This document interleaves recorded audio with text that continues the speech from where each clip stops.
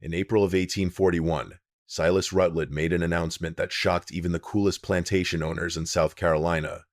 He was placing his daughter, Kathleen, a 28-year-old woman weighing over 260 pounds, under the complete authority of an enslaved man named Ezekiel Cass. Not as a nurse, not as a companion, as he owned in every way that mattered except on paper. The white society of Colleton County was scandalized, but they had no idea what Rutledge was truly doing or what Ezekiel Cass would do to Kathleen over the following months. By November, Kathleen's body had changed in ways no one could explain. 13 men were dead, and Cypress Grove plantation was nothing but ash. What really happened between that enslaved man and the plantation owner's daughter? What did he do to her that terrified everyone who witnessed it? Before we uncover the disturbing truth, subscribe, hit that bell, and comment your state below. Now, let me take you back to where it all began. Spring in Columbia County arrived with oppressive heat and humidity that made the air feel solid. The Comb River moved slowly through the low county, its dark water reflecting Spanish moss that hung from live oak trees like funeral shrouds. Rice paddies stretched for miles. The flooded fields worked by hundreds of enslaved people who moved through water up to their knees from dawn until dusk.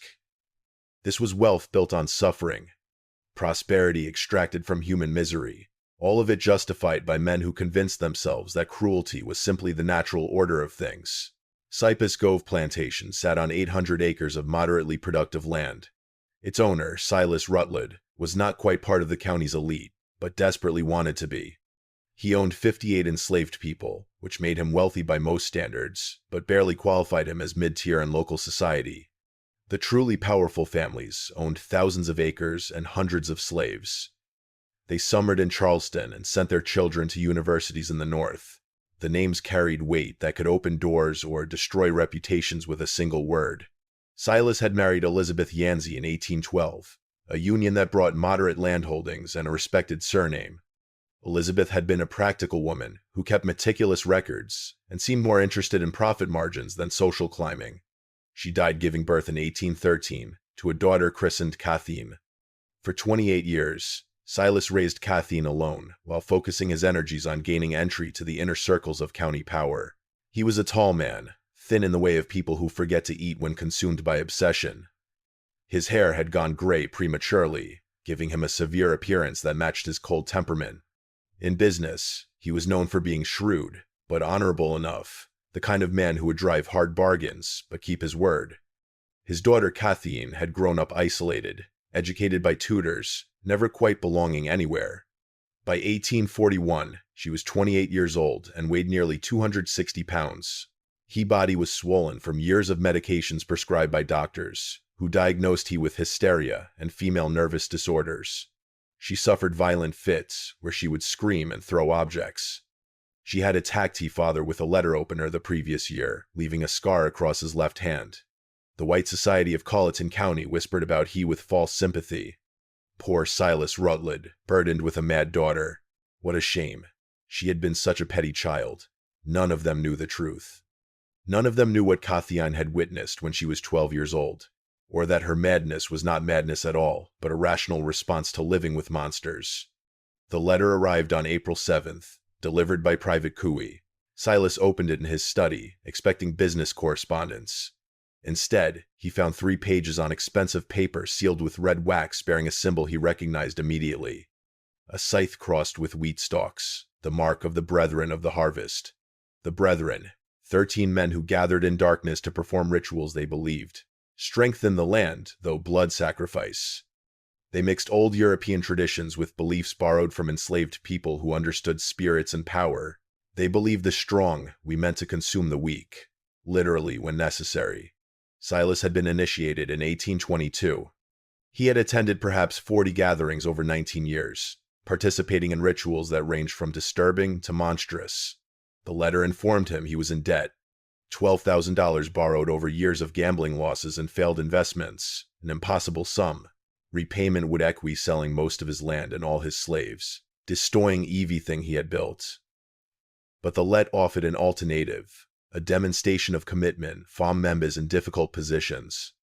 Silas would take his daughter Kathleen and place he under the complete authority of one of his enslaved men. Not temporarily, not as punishment, as a genuine tansfee of responsibility lasting one full year. The enslaved man would have total control over person, he daily activities, he treatment. Silas would announce this publicly at a gathering of the county's prominent families, explaining it as an extreme medical measure for his daughter's condition. The humiliation would be absolute.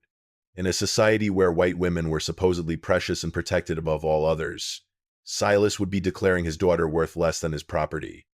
But if he agreed, his debt would be forgiven, and the brethren would provide financial support to restore his position.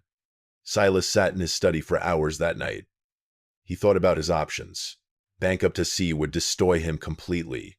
The Bethan had connections to Evie Judge, Evie Loy, Evie politician in the Aegean. They could make him disappear if he became a problem. Oh, he could sacrifice his daughter's dignity to maintain his own position, the choice society had tamed him to make. Property ove people, pow ove morality. He wrote his acceptance by candlelight and sent it before dawn. 3 days late, a nothy letter aved with a name and beef history. Ezekiel Koss, age 33. Purchased easily, though, an intermediate farm, a Virginia plantation. Skills included carpentry and herbal medicine. Temperament listed as quiet and obedient. What the letter did not say was that Ezekiel Koss had been selected specifically for this purpose, that his placement at Cypress Grove was no accident, that he carried his own burning need for justice, and the patience to wait for exactly the right moment. Ezekiel arrived on April 13th in a wagon driven by a slave trader named Henderson. The wagon pulled directly to the main house, unusual since most slave transactions happen near the barns. Silas came out onto the porch, shading his eyes against the morning sun. In the wagon bed sat Ezekiel. The first thing Silas noticed was his eyes. Most enslaved people kept their gaze down as a survival mechanism, but Ezekiel looked directly at Silas, his expression calm and assessing. It made Silas deeply uncomfortable. Ezekiel was tall, perhaps 6'2", with broad shoulders and lean muscle from a lifetime of hard labor. His skin was unmarked by whipping scars. His clothes were simple but clean. His hands were large and calloused, but his fingers had a precision that suggested skilled work other than just brute force. Henderson climbed down and handed papers to Silas. Ezekiel crossed as requested. Previous owner said he was quiet but capable. Your associates want you to know this one was carefully selected. Silas barely glanced at the papers. He addressed Ezekiel directly. You understand why you are here? Yes, sir. Ezekiel's voice was deep and measured with a slight Virginia accent. My daughter is unwell. You will be responsible for her care. Doctors have failed. You claim knowledge of herbal treatments. My grandmother was a healer, sir. She taught me before I was sold. The transaction completed quickly. Ezekiel was shown to a small cabin near the main house, separate from other slave quarters. He was given basic supplies and told his duties would begin the next day. He was informed that his sole responsibility was Cathian's care and that failure would have severe consequences. Ezekiel nodded and said, Yes, sir. When equipped. Then he was left alone. For the first time since arriving, he allowed his expression to change. His jaw unclenched slightly, his shoulders relaxed. He sat on the bed and pulled from inside his shirt a small cloth bundle. He unwrapped it carefully, revealing a piece of worn paper with 3 names written in a child's uncertain handwriting. Sa, Benjamin, Ruth, his wife, his son, his daughter, sold away from him 3 years ago to a plantation in Alabama known for working slaves to death. He had learned they all died within 18 months. Sa from untreated fever, Benjamin from an injury that turned septic, Ruth from simply giving up, a 6-year-old child who stopped eating because she could not understand why her family had been torn apart, and Silas Rutledge had been the one to sell them. Not because he needed money, not because they had done anything wrong, but because he had been demonstrating to the brethren that he could make hard decisions without sentimentality. He had split a family like kindling for burning. Ezekiel had spent 2 years working his way south, deliberately getting sold from plantation to plantation, always gathering information. He leaned about the 24, though, whispers. He leaned about their 17 rituals and 30 members. He leaned. They considered themselves above any 23 consequence. When the 100 opportunity came to be sold to Rutledge specifically, Ezekiel knew this was his one chance. He would have access to Rutledge's house, to his 7 secrets, to his 6 vulnerabilities, and sometimes justice came not from courts of laws, but from patience and planning, and being willing to become exactly as monstrous as necessary. He folded the paper with the 3 names and tucked it away. Then he lay back and stared at the ceiling and began planning what came next. His first day began on April 14th.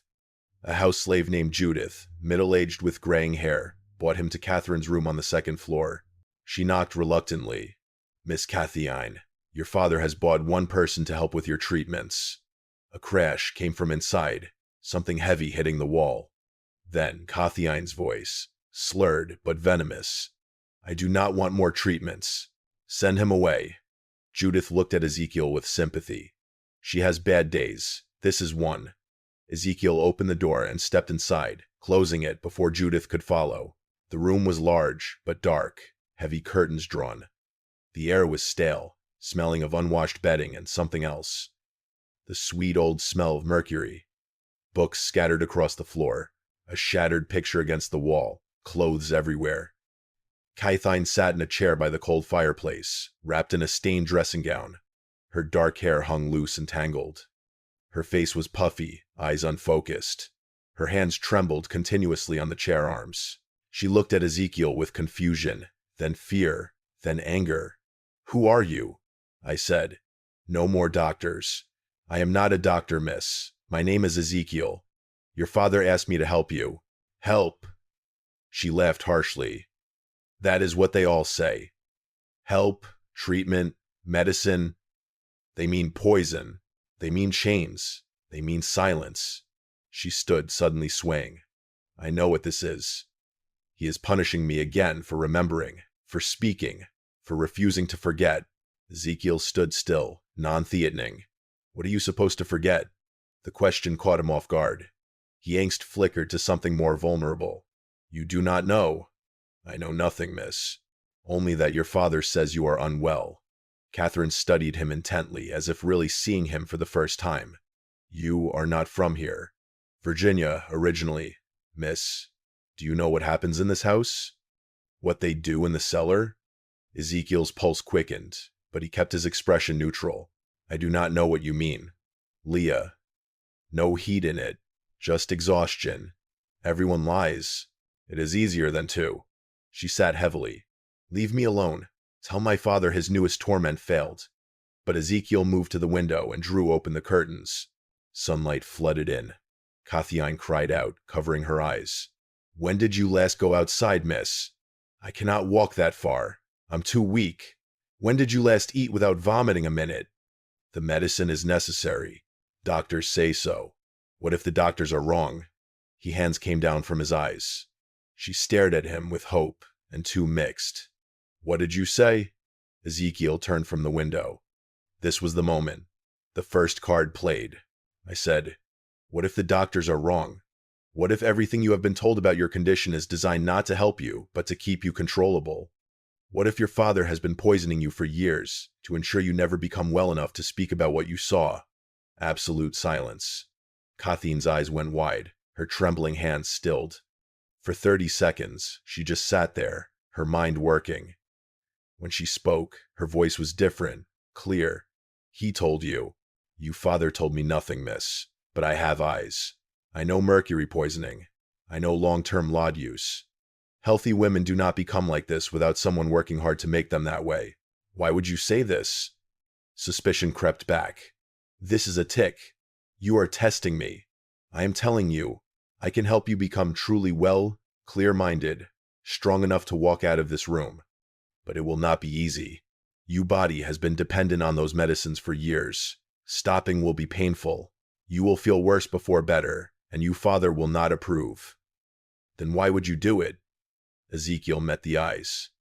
"Because I have my own reasons for wanting Silas Rutledge to suffer, and the best way to make him suffer is to give him back a daughter who is sane enough to remember everything and strong enough to speak about it. The truth is dangerous to speak so plainly." But Catheyne was damaged, not stupid. She would see through manipulation, but genuine common cause that she might believe. "You want revenge on my father?" "Yes, miss." "What did he do to you?" "He sold my family, my wife, and 2 children. Sent them to their deaths for for no reason except to prove something to people who judge with cruelty. Cain absorbed this, then nodded slowly. The brethren. He sold them for the brethren. Not a question. The Bethan. Miss, you do not know. She laughed. Something manic in it. You will lean. Evian leans eventually. She leaned forward. If I agree. If I let you help me. What happens then? You get well, miss. And when you are well, we decide what to do next. I have my revenge to plan. You have yours. Perhaps they align. Cathiine studied him intently. Finally, she spoke. I want them all dead. My father, Judge Pelham, Reverend Kenshaw. All of them. Every man who stood in that cell. I want them to suffer first, to know it is coming to beg. Then I want them dead. The venom was shocking, not for its intensity, but because it came from someone dismissed as mad and harmless. This was not madness. This was age concentrated by years of suppression. Ezekiel nodded. Then we have an understanding, Miss Cathiene. If we are conspirators, use my name. I cannot miss. Not where anyone might hear. We must be careful. Then they know something, Ezekiel. Catherine's eyes glittered dangerously. I have killed before. The 3 people, house slaves, who might have told my father about my lucid moments. I cannot remember exactly how. The 21, blues, everything. But I know I did it. They disappeared. Their families were told they went away. She smiled heavily. So if you plan to betray me, to use me, then dispose of me, know that I am not a victim. I am something worse. Ice ran down Ezekiel's spine. He had expected an ally, not someone whose capacity for violence might exceed his own, but he kept steady. I believe you, miss, and I will not betray you. Good. Cathiene stood more steadily. Then let us begin. But I have one condition. When this is over, when we have had our revenge, I want to die. I do not want to live with what I have seen and done. You will help me with that too. Agreed. Ezekiel had not expected that, but he was committed now. Aged. Then we have a deal. Cathiene, extended he hand. Oft hesitation. Ezekiel shook it. He was stoned than expected. Over the following week, Ezekiel began Cathiene's treatment. He gradually reduced the laudanum, replacing some with herbal tinctures. Valian root for anxiety and sleep. Chamomile for digestive distress. Milk thistle to help the liver process accumulated toxins. The process was brutal. Cathiene spent 3 days in bed, with fever, shaking, and vomiting.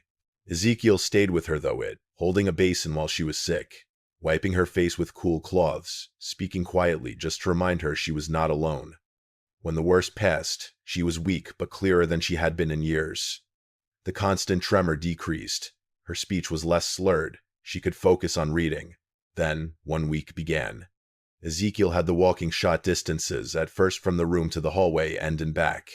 It exhausted he, but he insisted every day a little further. He adjusted his diet, bringing lean meats and vegetables instead of heavy pasties. He limited portions strictly, though she fought him years of using food as comfort, making restriction difficult. While working on the physical recovery, they talked. Cathiene told him about the cellar, about what she saw at 12. She described it in detail that made Ezekiel's stomach turn, but he listened without interruption. She told him about years of gaslighting that followed. He father convincing everyone, including himself, that she was mad, that she invented memories, that nothing she said could be trusted. She told him about the journal she kept hidden. 100 pages documenting dates and times when his father left late at night. Names of visitors at strange houses. Sounds from below that should not be possible. Ezekiel told her about his family, about Sa, who sang while working and taught their children to read despite the danger, about Benjamin, who at 8 could do mathematics that amazed overseers, about Ruth, who loved flowers and picked wild blooms to make their cabin beautiful. He told how Silas came to the Virginia plantation with a buyer's want, how he inspected them like livestock, how he agreed to purchase all 3 for a reasonable price, then changed terms at the last moment, saying he only needed the woman and children, not Ezekiel. How he deliberately split the family for no practical reason, but simply because he could.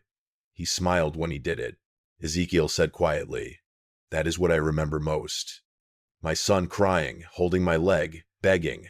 My wife trying to be strong, telling Benjamin to be brave, and you father smiled like it pleased him to cause that pain. Catherine listened, with newly clear eyes. I am sorry. I know sorry is just a word, but I am sorry you suffered because of what my father is. You are not responsible for what he does miss. No, but I am responsible for what I do next.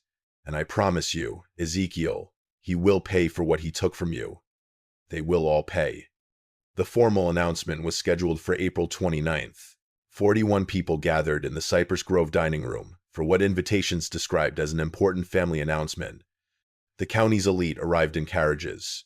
Judge Pelham with his wife Eliano, Reverend Kenshaw with his daughter, Makis Fanning and his family, Benjamin Lyle from the bank. The meal was elaborate. Oysties, roasted duck, multiple ice dishes, sweet potatoes, fesh bead, a towing cake, faux dessert. Though it all, Cathiine sat at Hephay's right hand, eating spayingly, speaking when spoken to, but volunteering nothing. Ezekiel sived alongside all the house slaves, moving quietly, filling glasses, cleaning plates. He was invisible to most guests, but he listened to Evie Wad, watched Evie in action, filed away information. After dessert, Silas stood and tapped his glass.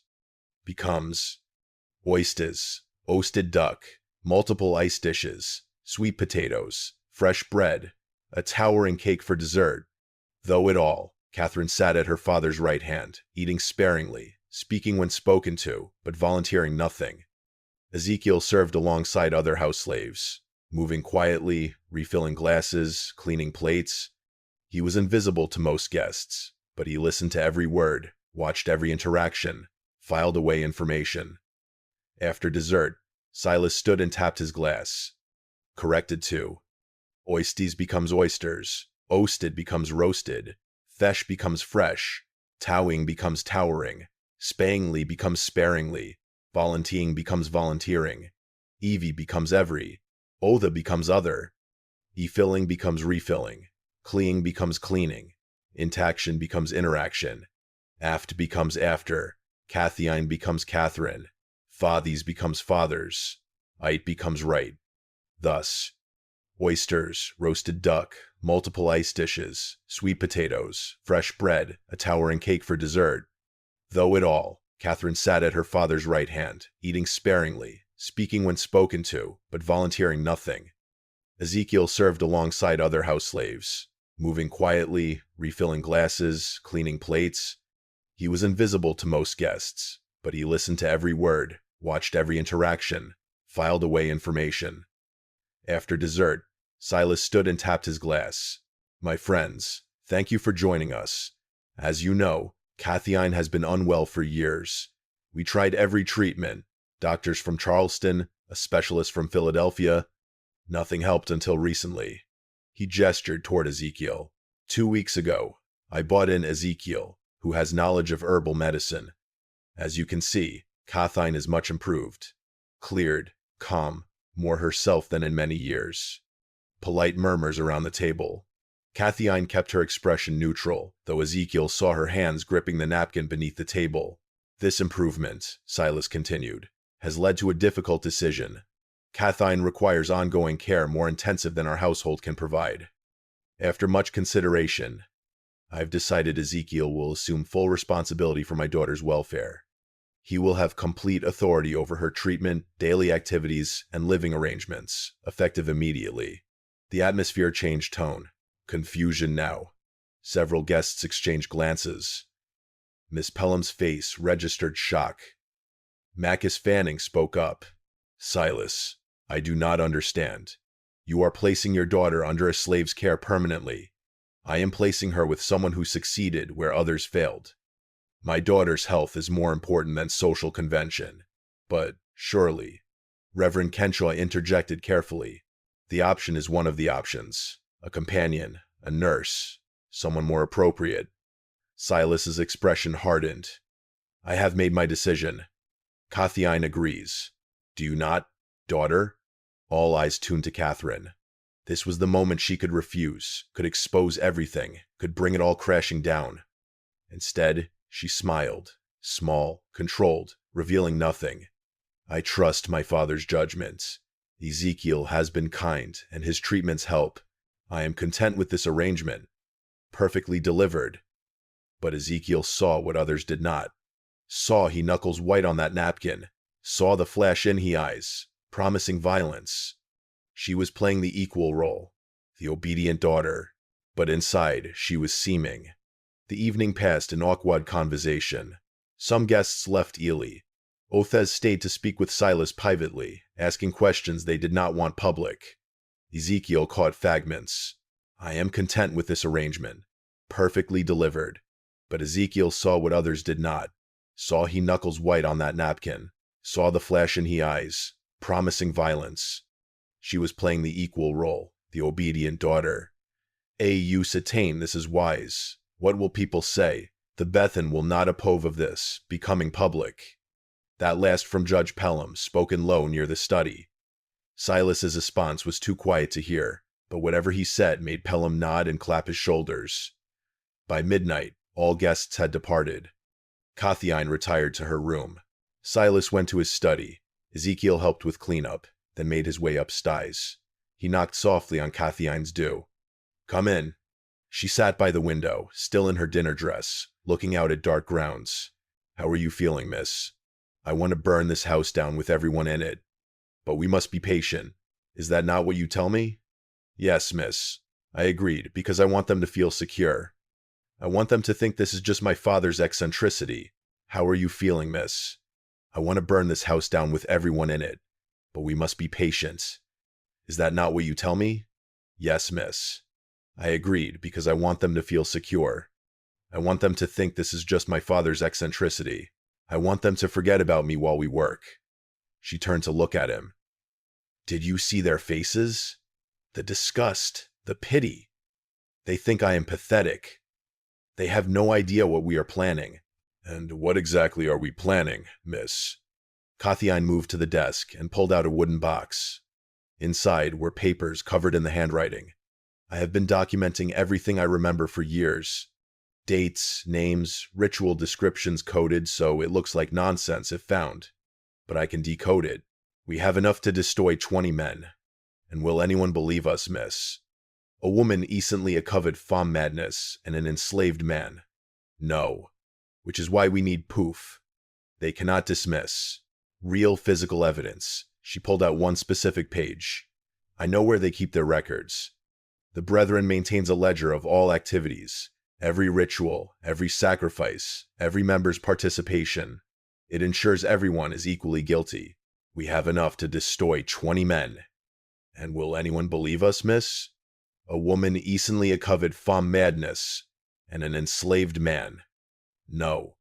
Which is why we need proof. They cannot dismiss. My father mentioned it years ago before he realized I would remember. Where is this ledge? In the cellar. There is a hidden room beyond the main chamber. I never saw inside, but I heard them talk about it. That is where they keep everything they cannot afford to lose. Ezekiel felt excitement mixed with dread. Such a ledge would be devastating evidence, but getting it meant going into the heat of the Bethan's domain. We would need to access it when the house is quiet. My father travels to Charleston monthly for business. The next trip is May 14th. He will be gone 3 days. That gives us 2 weeks to prepare. We need the whole layout, every room, every hiding place. I can help. I've been thinking about this for 16 years. I know exactly what needs to happen. They spent 1 hour going over details, speaking in whispers. Cathiine sketched the cell layout from memory. Ezekiel asked about guards, keys, slave schedules. When he left his room, it was nearly 2 in the morning. He made his way to his small room, mind racing. He was fully committed now to conspiracy with a woman who was brilliant and damaged and frightening. He pulled out the paper with his family's names and looked at it by candlelight. I am doing this for you, for Sa, for Benjamin, for Ruth, for every person who suffered because men like Silas Rutledge believe power gives them the right to destroy lives. He blew out the candle and lay in darkness, listening to the house settle. He mind stayed shap. She walked few each day. Mo impotently, she was translating sections of he coded journals, faux Ezekiel, filling in details about the Bethan that made his blood uncold. The Bethan was not unique to Colleton County. It was part of a large network of cause the South becomes. Her mind stayed shape. She walked further each day. More importantly, she was translating sections of he coded journals for Ezekiel, filling in details about the brethren that made his blood run cold. The brethren was not unique to Colbert County. It was part of a large network across the South. Connected societies in Charleston, Savannah, New Orleans, Richmond, different names, but always the same structure. Wealthy men who believed their power derived from ancient practices of dominance and sacrifice. They believed they continued traditions going back thousands of years. Catherine explained one afternoon. European mystery cults mixed with things learned from enslaved people. They twisted it into something monstrous. Justification of things that have no justification. And the sacrifice is not always human. Sometimes animals, but other times they take people who will not be missed. Slaves with no family. Pooh whites who wander onto their properties. Once I heard my father mention a child, but I do not know if that was literal. Where do bodies go? Swamps on every plantation. Bodies go in and are never found. Alligators do the rest. And this ledge documents all of it. E.V. Itual for 40 years. Names, dates, descriptions. They keep it because they need mutual complicity. Everyone equally guilty, so no one can expose the others without destroying themselves. May 14th arrived. Silas left for Charleston early morning, taking his carriage and manservant.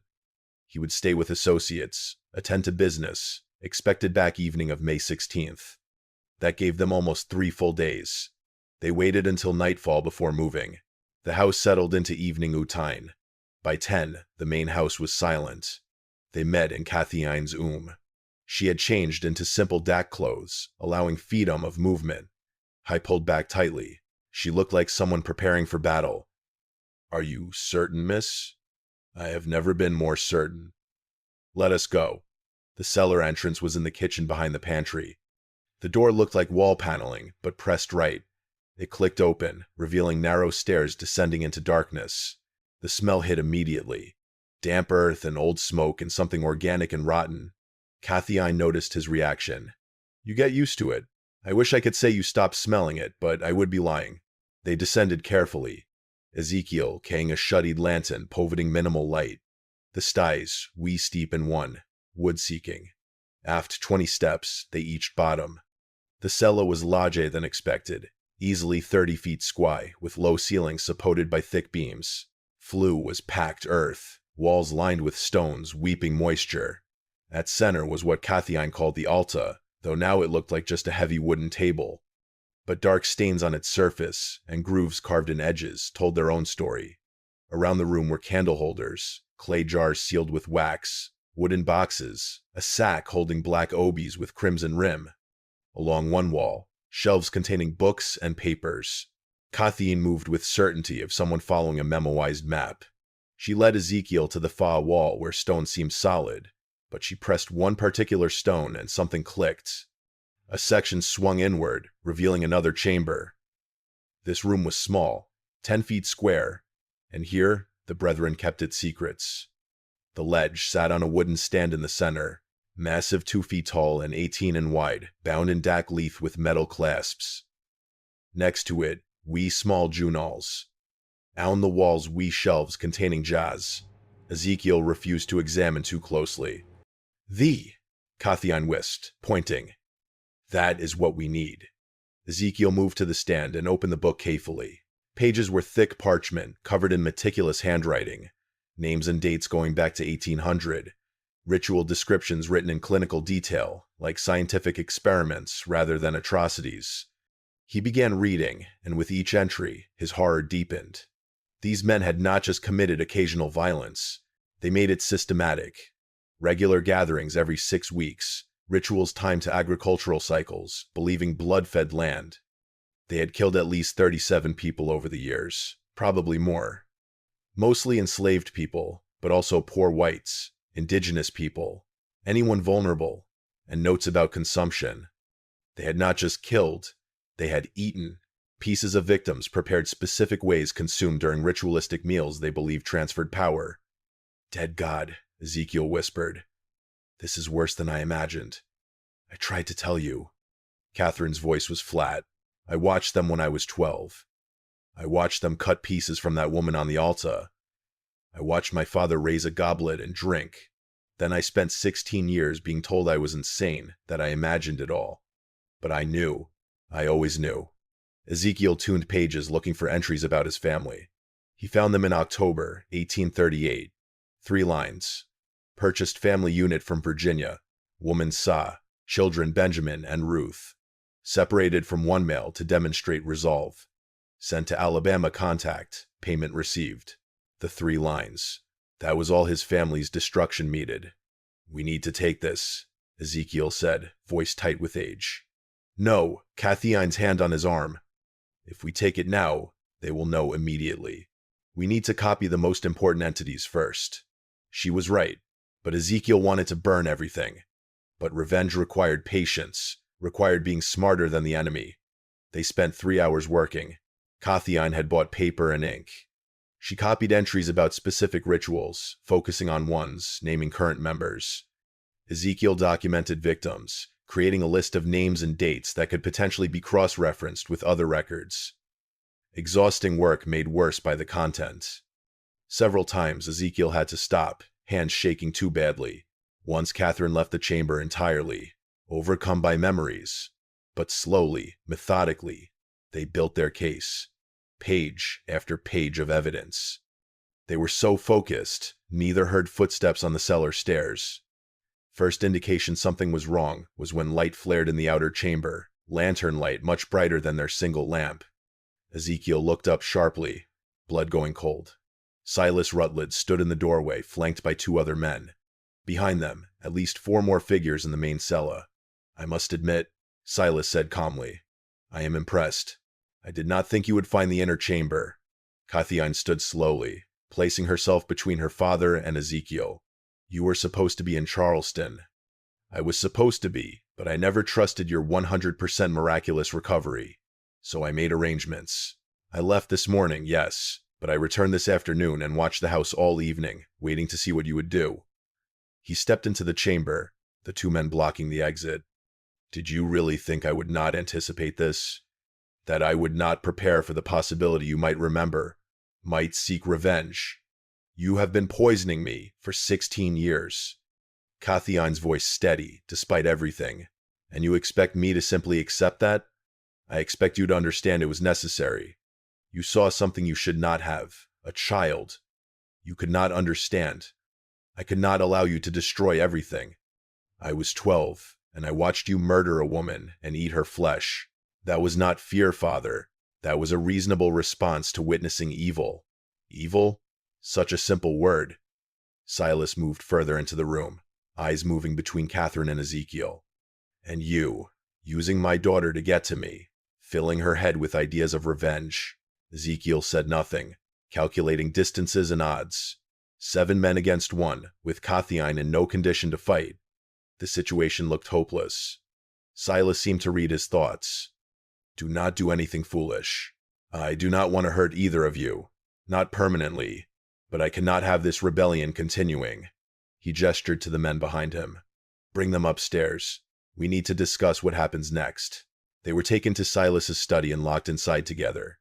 The room was windowless, except for one high transom, impossible to reach. The door was heavy oak, locked from outside. As soon as they were alone, Cathyin moved to Ezekiel. Are you hurt? No, miss, but we are in serious trouble. Yes, but not as much as you think. She pulled something from inside her dress, the papers they had been copying. I managed to keep these. He did not search me.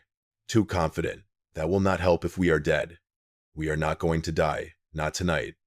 Cathyine's eyes were calculating. My father will want to solve this without killing me if possible. I am still his daughter, his blood. That gives us leverage.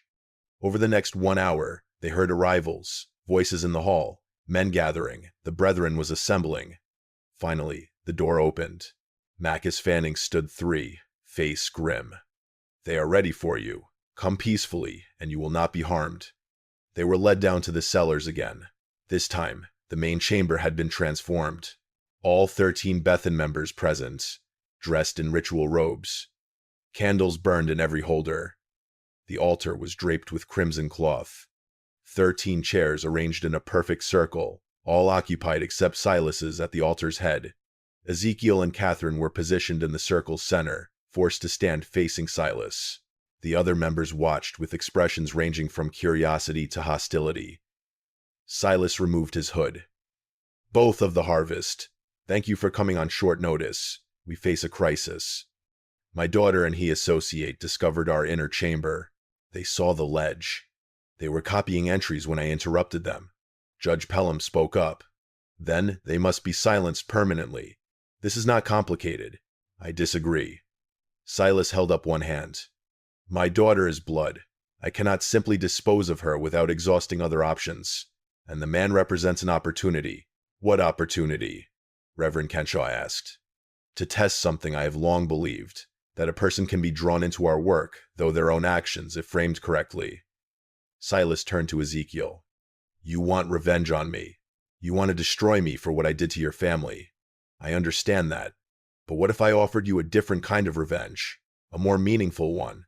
"I do not understand."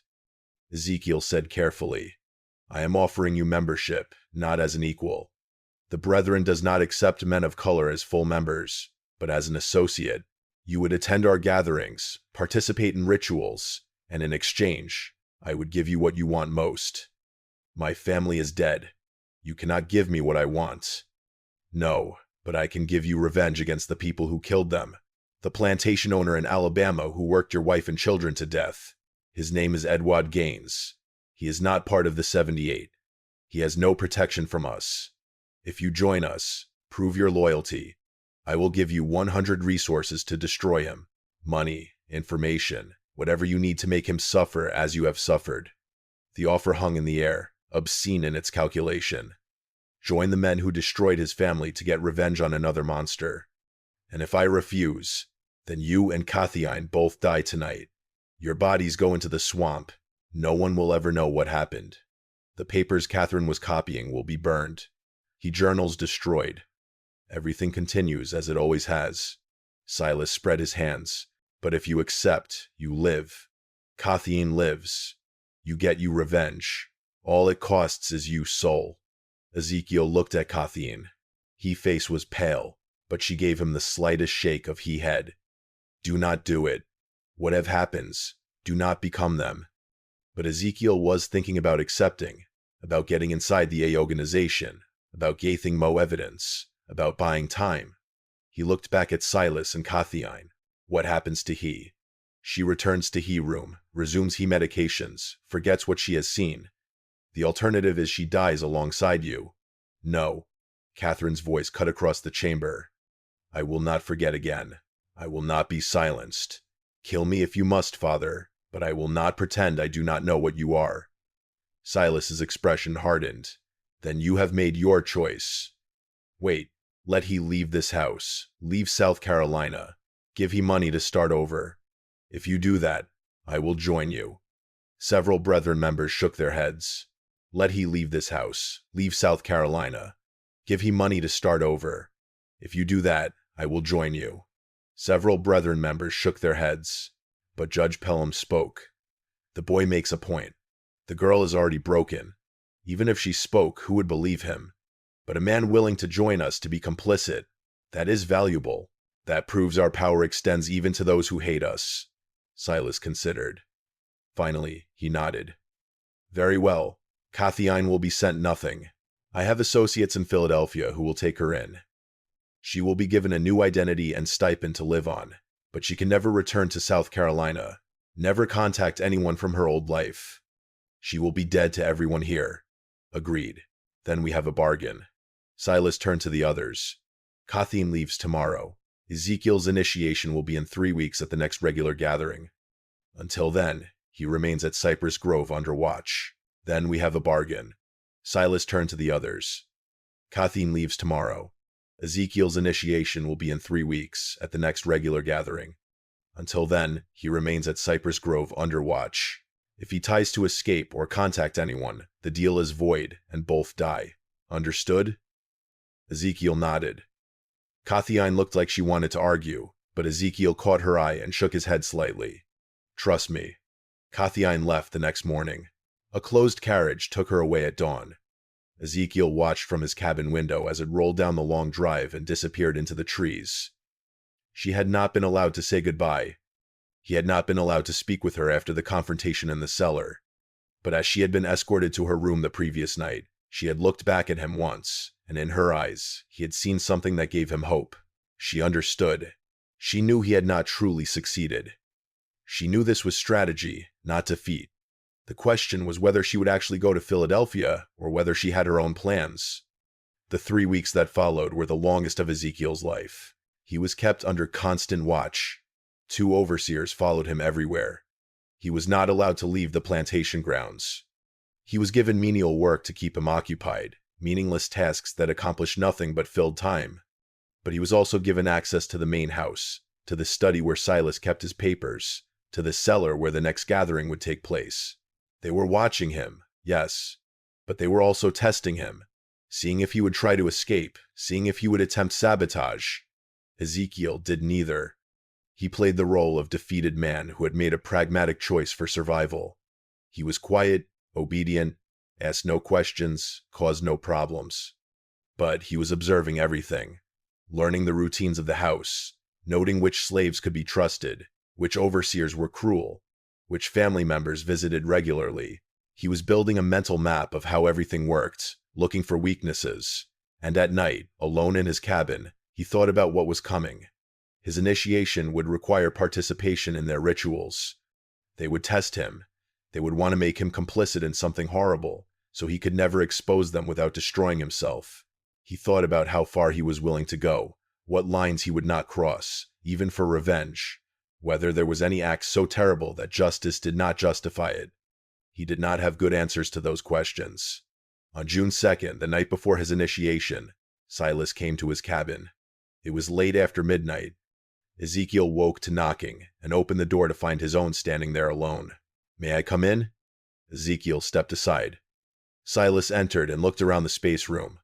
Finally, he spoke. "Tomorrow, you will become one of us. Not fully, never fully, but enough. I want you to understand what that means. I understand what I agreed to. Do you? Do you truly?" Silas sat on the single chair uninvited. "The Brethren has existed for 43 years. In that time, we have never lost a member to exposure. May I come in?" Ezekiel stepped aside. Silas entered and looked around the space room. Finally, he spoke. "Tomorrow, you will become one of us. Not fully, never fully, but enough." Neve had someone break out of code of silence. "Do you know why? Because everyone is equally guilty. Partly, but also because we take care of each other. A man joins the Brethren and suddenly doors open. Business opportunities appear. Legal problems disappear. Enemies find themselves in difficulty. We are not just a society, Ezekiel. We are a network of power that extends across the entire South. Once you are part of that network, even as an associate, you will have access to resources you cannot imagine. And in exchange, I help you make 100 people. Silas did not flinch.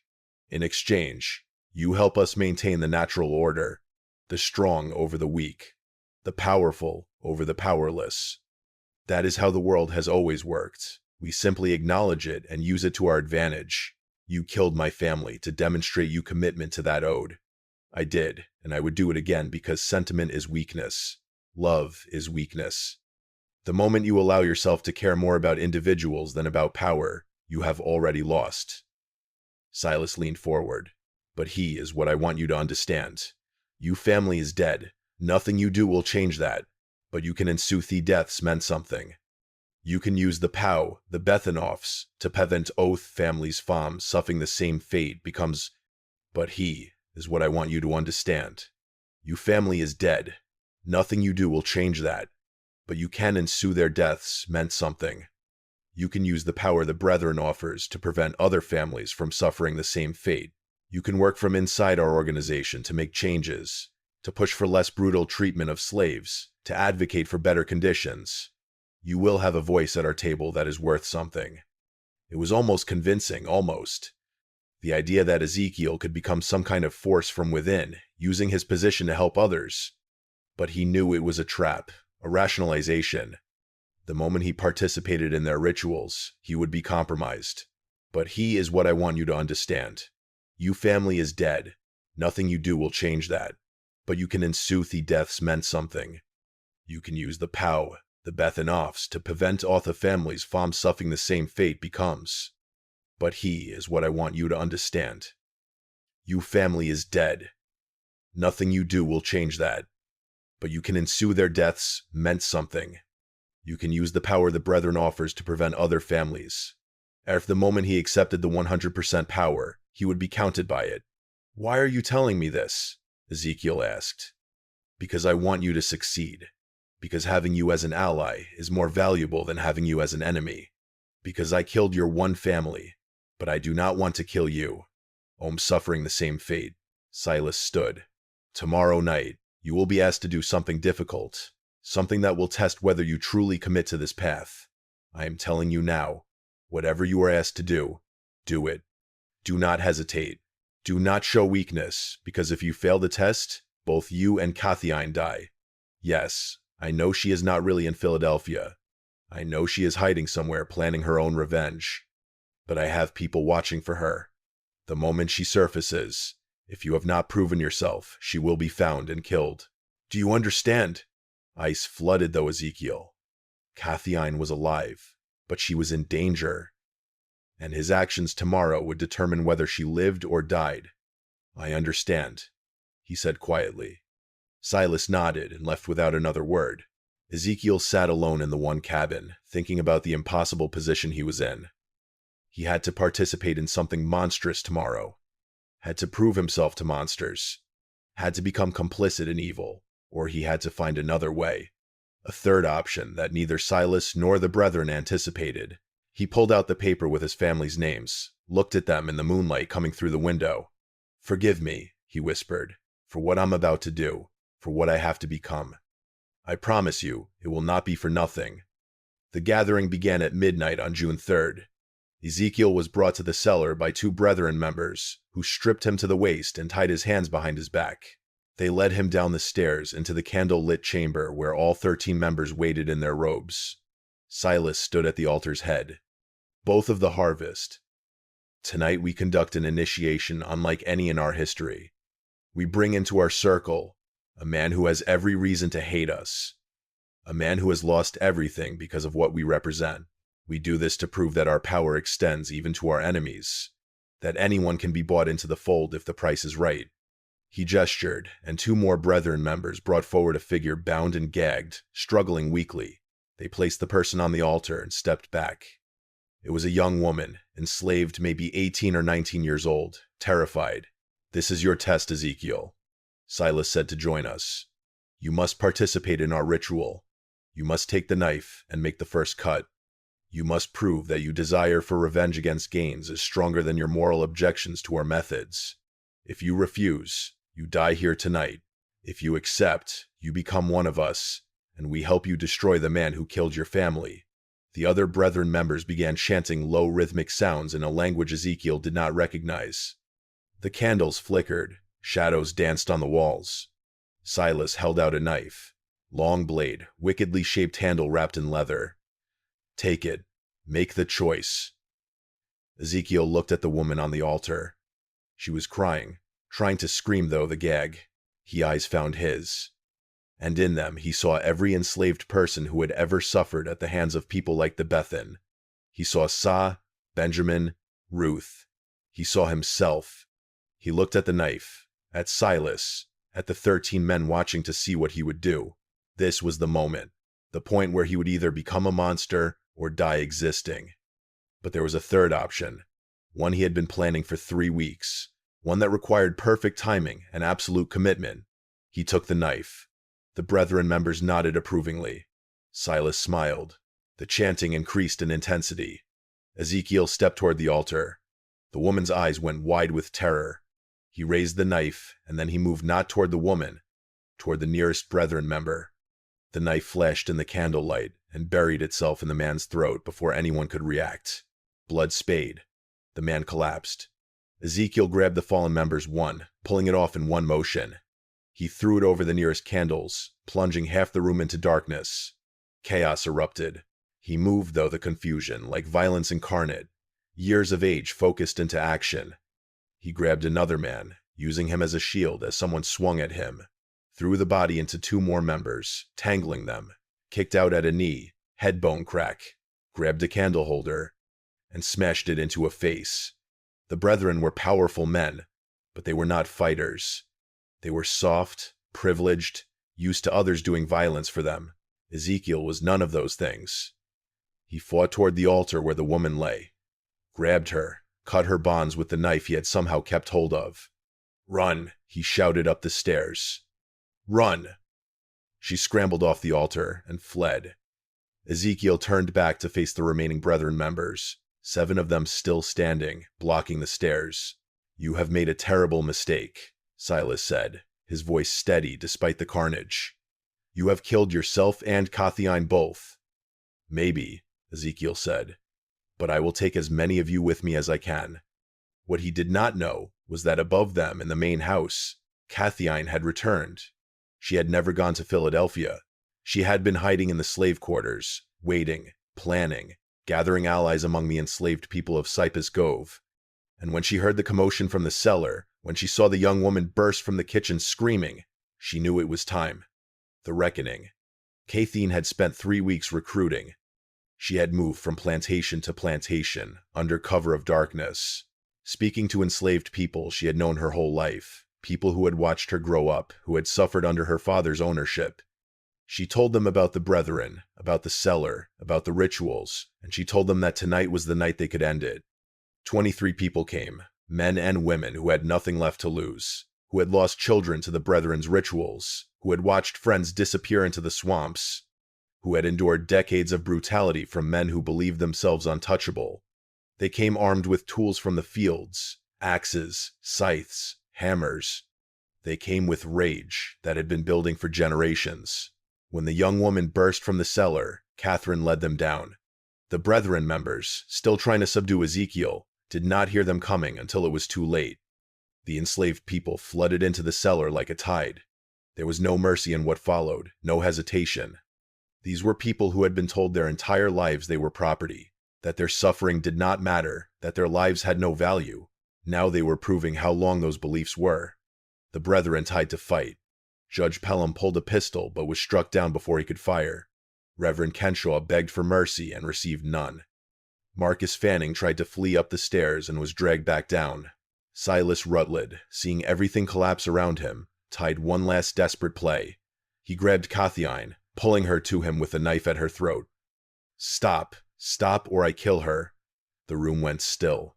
Cathiine looked at Effeminate with no fear in his eyes. "Do it. Kill me. It changes nothing. You have already lost." Cathiine looked at Effeminate with no fear in his eyes. "Do it. Kill me. It changes nothing. You have already lost becomes."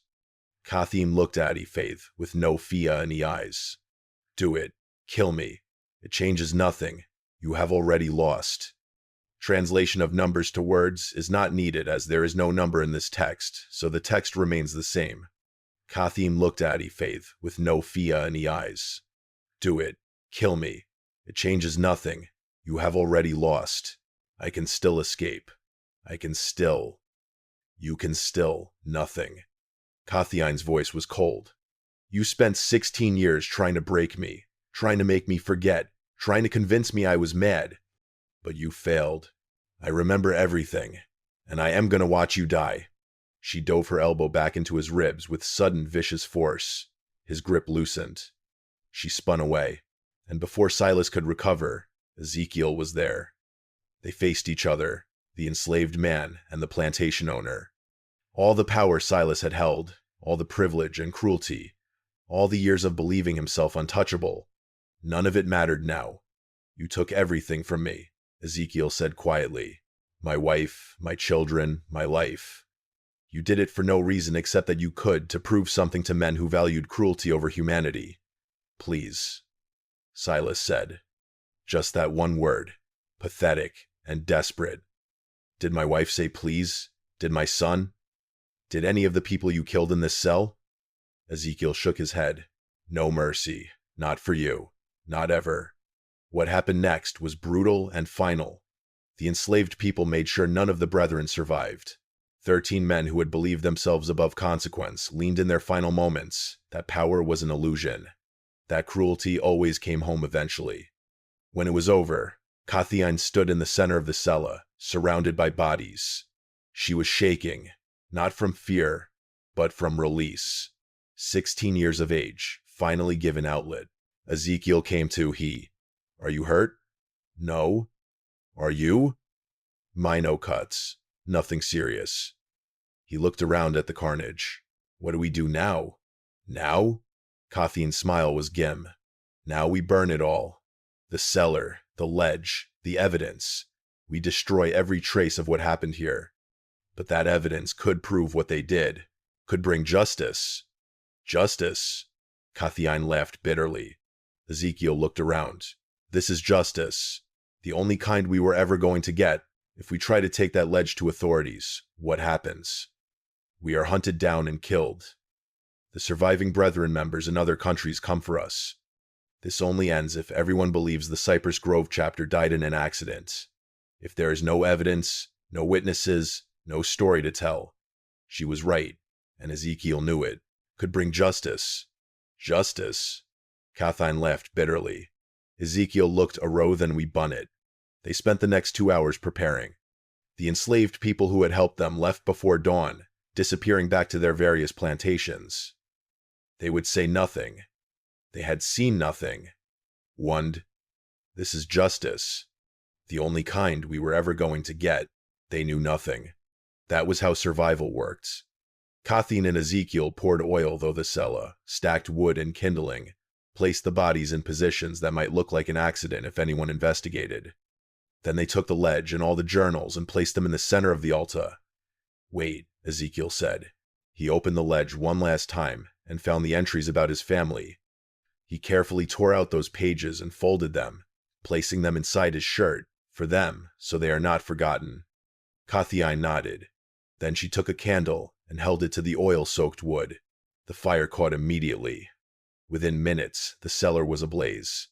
They fled up the stairs and out of the house, stood in the yard, watching as flames engulfed Cypress Grove plantation. People would come. Other plantations would see the smoke. There would be questions. But Cathiane and Ezekiel had their story prepared. A terrible accident. A candle knocked over in the cellar. The master and his guests tapped below. So tragic. So terrible. No one would ever know the truth. As the sun rose over the burning ruins, Cathiane turned to Ezekiel. What will you do now? Go north. Use the chaos of this fire to disappear. Maybe find others who want to fight to create a network that can help people escape. He pulled out the paper with his family's names. I cannot bring them back, but I can make sure others do not suffer the same fate, and I will go north as well. Use the money I have been stealing from my father's accounts for years. Start over. She paused. But I will not forget. I will document everything that happened here. I will write it all down so that someday, somehow, someone knows the truth. They sealed the codes. They will seal your testimony too if you try to make it public. Then I will hide it. I will code it. I will leave it somewhere to be found decades from now when we are all dead and it cannot hurt us anymore. She looked at the burning house. The truth has a way of surfacing eventually. Even when people tried to buy it, they stayed until the fire burned itself out, until Cypress Grove Plantation was nothing but ash and blackened timbers, until there was nothing left to show that 13 men had gathered there to commit atrocities. Then they walked away in opposite directions. Cathiane north toward Charleston and eventually Philadelphia, Ezekiel west toward the frontier, where enslaved people could disappear into communities that asked no questions. They never saw each other again. The official story was exactly as they had planned, a tragic accident. Silas Ruddle and 12 prominent gentlemen meeting at Cypress Grove to discuss business when a fire broke out. All 13 perished in the cellar, overcome by smoke before they could escape. A terrible loss for Colleton County. Funerals with full honors, eulogies praising their contributions to society. Cathiane Rutledge was reported to have died in the fire as well. Her father's mad daughter trapped in the room, unable to escape. A particularly sad footnote to an already tragic event. No one questioned it. No one looked too closely. The enslaved people who had participated said nothing. They had no reason to speak and every reason to remain silent.